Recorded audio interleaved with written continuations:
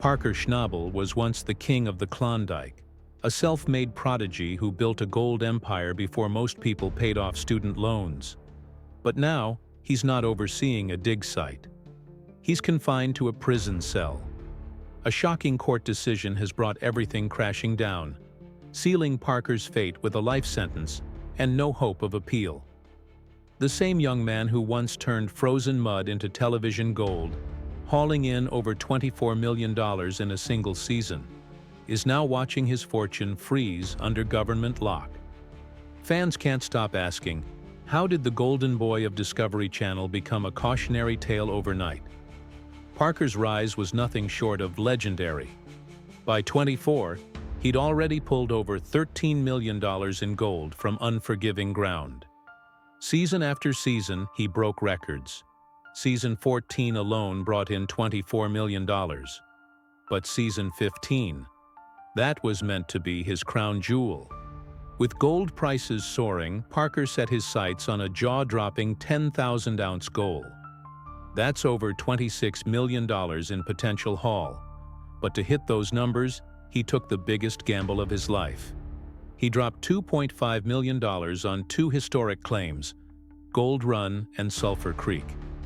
These weren't average patches of gravel. They were legends in mining history, places that had produced billions over the past century. But they came with a curse: stripped soil, unstable ground, and regulatory red tape. Parker didn't blink. He wanted history to remember him not just as a miner, but as a kingmaker. To kick off the operation, he orchestrated a wild logistical feat, moving his massive wash plant, Bob, across 25 miles of rough terrain to Sulphur Creek. 10 hours. That's all his team had. And somehow, they pulled it off. In just 4 days, Bob unearthed 290 ounces, worth over $766,000. Add in Roxanne's cut at Elbow Creek, and they passed 6,000 ounces. Parker was on fire. The dream seemed within reach. But dreams can turn into nightmares fast. The deeper they dug, the more the cracks started to show. Big Red, Parker's most dependable wash plant, which helped bring in over $53 million in gold through 12 brutal seasons, collapsed. Structural failure. Operation halted. And now, with only Bob and Roxanne running, Parker's safety net vanished. What viewers didn't see? The storm brewing behind the scenes. Parker had made fast deals, private land contracts designed to beat the winter freeze. But those deals skipped critical environmental reviews. And as soon as his team broke ground, whispers started swirling. Missing permits, disturbed waterways, and unregistered fuel tanks buried underground. What started as background noise turned into full-blown alarms. Inspectors showed up quietly at first. Then came official subpoenas. And then the gut punch. Federal charges. Massive ones. Illegal dredging. Contamination of protected streams. Improper fuel disposal. Each violation traced back to Parker's $2.5 million land acquisition. But that wasn't the end. Federal investigators dug deeper. They uncovered forged inspection documents, lapses in environmental compliance, and internal communications showing Parker urging his crew to keep production rolling no matter the cost. A single sentence in one email changed everything. Push through, ignore the noise. That noise was government oversight, and it echoed through the courtroom like a hammer striking stone. Parker's defense claimed it was all chaos. Contractors failed to file paperwork, delays got out of hand, and no one intended to break the law. But a former crew member shattered that narrative, testifying that Parker had full knowledge of the risks, that he had been warned, and he did it anyway. Suddenly, this wasn't a story about one man's ambition. It was a trial dissecting how far someone will go for legacy. The verdict, harsh. With 68 violations, over $3.1 million in unauthorized site damage, contaminated zones, and over 8,000 gallons of hydraulic fluid unaccounted for, the court called it a pattern of disregard that could no longer be ignored. Behind the courtroom drama was a staggering financial profile. Parker's $16 million from this season is frozen pending litigation. His sprawling operations, once spread across multiple high-yield sites, are shut down. But before everything unraveled, Parker's empire was built on more than gold. His luxury lifestyle painted a different picture. He owned a sleek black Mercedes G-Wagon for off-season travels and had recently added a $340,000 McLaren GT to his collection. On his wrist, a Rolex Submariner, and occasionally an Audemars Piguet Royal Oak, a nod to how fast his bank account had risen. Real estate? A sprawling $4.2 million property in Whitehorse, complete with a helipad and custom mining simulator for training rookies. Rumors even circulated about a Gulfstream G200 he co-leased with a major equipment supplier for cross-border business runs. Parker's business ventures stretched beyond Discovery Channel fame. He launched a gold-focused educational platform for young miners, invested in environmentally sustainable equipment tech, and signed a major gear endorsement deal rumored to be worth $3 million. He wasn't just digging for gold, he was building a brand that could outlast any one show. Insurance played a crucial but quiet role in Parker's empire. His operations were backed by multi-million-dollar environmental liability coverage, along with custom policies protecting equipment, crew, and production downtime. Personally, he held a high-value asset insurance portfolio, insuring not just property, but even his most valuable machinery, like Big Red and Bob. Ironically, those very policies are now entangled in court, as investigators look into misrepresentation in his environmental disclosures. So, what financial lessons can be drawn from Parker Schnabel's meteoric rise and dramatic fall? Ambition must be matched by caution. Speed without strategy can backfire. And in the age of hypervisibility, paperwork matters just as much as performance. Parker showed the world that discipline, hard work, and vision can move mountains. But he also became a living example of what happens when oversight is ignored. It all started with a ruling that should have brought finality, closure. But instead, it opened a chasm of questions. The court determined Parker Schnabel's environmental impact had crossed the line into severe harm. On paper, that verdict should have brought with it headlines of penalties and public fallout. But here's where things took a chilling detour. No one mentioned jail time.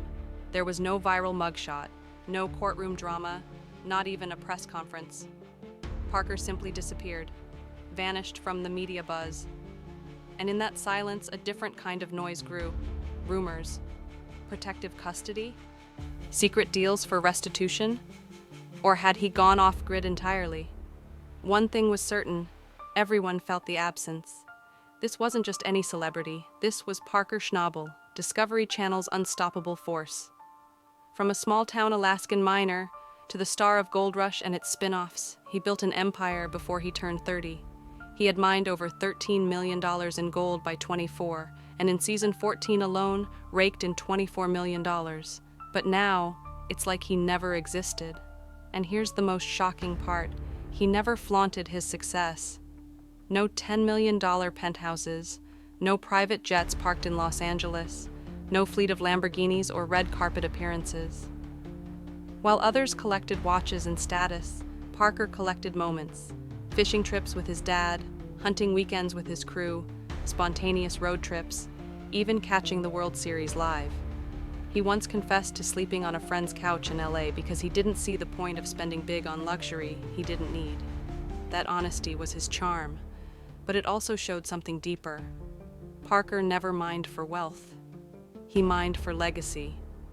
And now that legacy teeters on collapse. This was supposed to be his breakout year, his comeback from legal drama, internal chaos, and permit nightmares. Season 15 was set to mark the 10,000-ounce milestone. Instead, it became the most cursed season yet. Every piece of equipment seemed to break. Every permit became a bureaucratic storm. The $16 million Parker earned this year, frozen in limbo, tangled in investigations and legal reviews. His claims are paused, his crew fragmented. Some remain loyal and tight-lipped, Others have quietly moved on. But one thing is clear. Without Parker at the core, Little Flake mining is unraveling. The boldest move Parker ever made was Dominion Creek. Unlike his previous projects, he didn't lease the land, he bought it. One $15 million check, one shot, no refunds, no exit clause. Dominion wasn't just a claim, it was a kingdom of risk. The gold wasn't lying close to the surface, it was buried 40 feet under, costing tens of millions more in excavation. Yet Parker saw the future. 80,000 ounces of untapped potential, roughly $160 million at current gold prices. And here's what most don't realize. Parker wasn't guessing. He had a blueprint. Mine 10,000 ounces a year over 6 years, reach the goal, walk away with generational wealth. But his water license clock was ticking. In 6 years, if regulators denied renewal, everything left underground would be gone. That's why he didn't hold back. He moved 25 million bank yards of dirt. Break that down, and you're looking at over 4 million yards per season, which expands to nearly 30 million yards in real volume. That kind of operation crushes even the toughest crew. Tyson Lee, Mitch Blaschke, the veterans of Gold Rush, they weren't just mining gold, they were carrying Parker's dream on their backs, and they felt the pressure like never before. Dominion wasn't a lease, it was a gamble with no safety net. Every mistake cost money, every delay drained reserves. Parker had always been the guy who outworked everyone. But even he started to show cracks. He confessed that his greatest fear wasn't the cost, it was cutting people, downsizing, letting go of those who helped build Little Flake. And instead of pulling back, Parker expanded. He struck $1 million a year royalty deal with Metallic Minerals for a 12-kilometer stretch along Australia Creek. It was aggressive, ambitious, maybe reckless, but it fit his character. For Parker, pressure wasn't the enemy. It was fuel. Let's rewind to understand just how far he'd come. Parker made his Gold Rush debut in 2010 as a determined teenager with a shaved head and dirt under his nails. While others flashed their new trucks, Parker was focused on strategy, building a mining team that operated like family. By 24, he had pulled in $13 million. His travels took him from Alaska to Guyana, from the Klondike to the Yukon. In a world where fame corrupts and fortune blinds, he stayed grounded, sometimes literally, still handling excavators and feeding sluice boxes with his own hands. But success doesn't immunize anyone from burnout. And this season, Parker hit a wall. Not financially. On paper, his net worth sits around $10 million, though some estimates put it higher when factoring in land and equipment. The Dominion claim alone, with $160 million in estimated gold, could skyrocket his future valuation if he overcomes the regulatory and legal barriers. His real estate empire? Understated. Unlike typical stars, Parker's investment portfolio skews towards land with mineral rights, remote operations hubs, and equipment bases, most notably in Yukon and Alaska. His headquarters, tucked away in Haines, Alaska, is modest but efficient, blending form with rugged function. It's not about flash, it's about freedom. The ability to move, mine, and mobilize. As for luxury vehicles, Parker is practical. He's known for driving Ford F-350s and heavy-duty machinery more than sports cars. But don't let the simplicity fool you. He does own a couple of toys, a Polaris RZR for off-roading, and a classic 1970s Ford Bronco he restored himself. No Rolls-Royces, no Bugattis, just horsepower with purpose. Watches? Again, minimalist. A vintage Seiko dive watch, durable, reliable. Like him, no Rolex in sight. Parker isn't about branding, he's about legacy. But that legacy is in question. With season 15 frozen in limbo and fans speculating about his future, the silence only deepens. Is this just a setback, or the start of something far more permanent? Industry insiders say Dominion isn't just make or break, it's now a ticking clock. If Parker can't resume mining soon, He could lose it all. Every ounce still in the ground. Every dollar invested. Every dream deferred. And still, the biggest mystery remains. Where is Parker Schnabel now? Is he working behind closed doors to secure his empire, or has he stepped away completely, weighed down by battles no camera captured? Because sometimes the real story isn't what's shown on TV. It's what happens when the cameras stop rolling. The gold was deeper, the stakes were higher, and the silence between allies was deafening. At Dominion Creek, the weight of a $200 million dream pressed down harder than the earth they mined. What had started as an ambitious expansion had evolved into a punishing campaign. One broken wash plant could derail a $1 million week. One storm could erase months of progress. And slowly, the isolation began to crack the foundation of everything Parker Schnabel had built. Not just his mine, but his relationships. It wasn't animosity that distanced him from Rick Ness and Tony Beets. It was focus. Ruthless, obsessive focus. But that laser focus came at a cost. Parker and Rick barely saw each other, crossing paths only twice during the entire season. One of those times, it was on camera, an emotionally fraught sit-down about Rick's off-screen troubles. The rest of the time, it was silence. No radio calls, no check-ins, just two miners chasing different demons. As for Tony Beets, once Parker's fiercest rival, they'd cooled into polite strangers. A few coffees here and there, a head nod in passing. No screaming over royalty deals, no midnight negotiations. And why would there be? Parker didn't owe him anything anymore. He owned his permits. He controlled his dirt. He answered to no one. But here's the twist no one saw coming. The more independent Parker became, the lonelier the climb got. Dominion Creek wasn't just another site. It was a beast that devoured time, energy, and trust. Parker went underground, literally and emotionally. He was locked in, navigating legal battles while still publicly championing mining ethics. He even won the prestigious Robert E. Leckie Award for Environmental Stewardship in 2022, just 2 years before the very same Yukon operation came under legal fire. That's how fast the tides turn in mining. One year you're the industry's golden boy, the next, you're under scrutiny. And yet, off-camera, Parker never changed. He was still the guy crashing on friends' couches, refusing to buy into the Hollywood myth. No Malibu mansions, no Lamborghini fleets, no red carpet galas. One week he was snowmobiling in Alaska, the next kiteboarding in the Bahamas. But always nomadic, always grinding.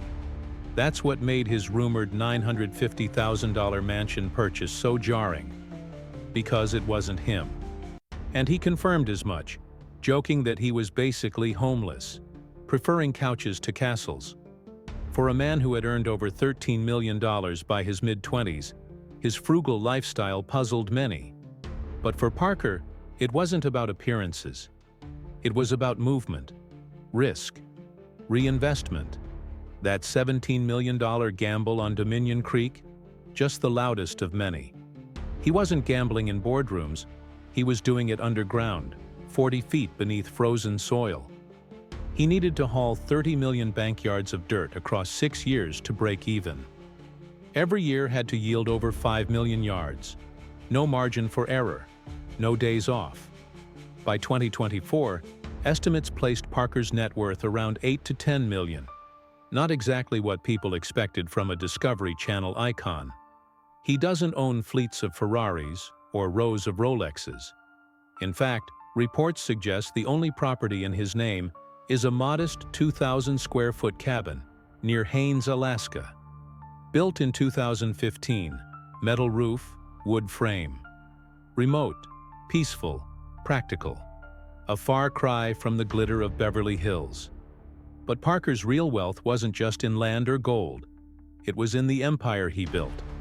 Metallic minerals, royalty contracts, overseas exploration. In Australia, he committed to a $1 million annual work pledge, with upfront royalty payments. He didn't stop there. His mining footprint stretched to Brazil, Papua New Guinea, the Andes, even Guyana. He braved malaria zones, landslides, and language barriers to chase gold in places where no cameras had ever gone. It's the weight of ambition, of legacy, of choosing the harder path when the easy one would have made him rich a decade ago. And that's the story people are still watching. Not for the gold, not for the ratings, but to see if the man who once bet everything at 24 can rise again, when the odds are stacked higher than ever. And that's a wrap on Hollywood's wildest roller coaster rides. Glory, gold, and gut punches all in one episode. Hit like, drop your thoughts below, and subscribe for more jaw-dropping stories. After all, legends never dig shallow.